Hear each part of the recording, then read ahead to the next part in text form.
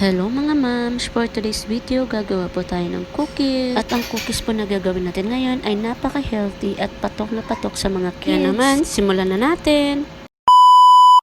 Gagamit lang po tayo dito ng isang itlog, 70 grams ng butter, unsalted po yan, 1 teaspoon ng vanilla, isang kurot ng asin, 1 tablespoon ng honey, and i-mix lang po natin ng mabuti at ilagay na po natin ang ating mga dry ingredients, 90 grams ng flour, 50 grams ng sugar, 1/2 teaspoon ng baking powder, at isift lang po natin ng mabuti. And then ilagay na po natin ang ating pinaka main ingredients, ang ating oats, 100 grams of oats. At haluin lang po natin ng mabuti hanggang sa mag-combine na po ang ating lahat ng mga ingredients. You can use hand mixer po if you want. At kung gusto niyo naman ay kamayin nyo na lang mga moms. Nasa sa inyo na po kung ano ang gusto nyong gawin. Basta i-mix nyo lang po ng mabuti ang ating cookie batter.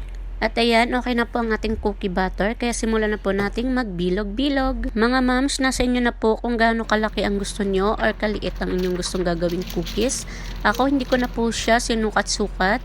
Ayan, basta ko lang siya binilog-bilog kasi para lang naman ito sa aking alaga. Pero kung gagawa po kayo nito para pangbenta, kailangan nyo po itong sukatin para pantay-pantay po ang inyong cookies. Nasa sa inyo na po iyon mga moms kung anong diskarte po ang gagawin nyo. At habang nagbibilog-bilog nga po ako nito ay naka-preheat na po ang ating oven ng 10 minutes at 180 degrees Celsius lamang sa mababang apoy. At ayan na nga, pagkatapos po natin itong lutuin ng 12 to 15 minutes, ito na ang ating cookies.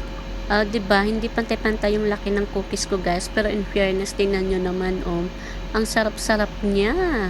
Ayan guys, at siguradong magugustuhan ito ng mga kids. Bye!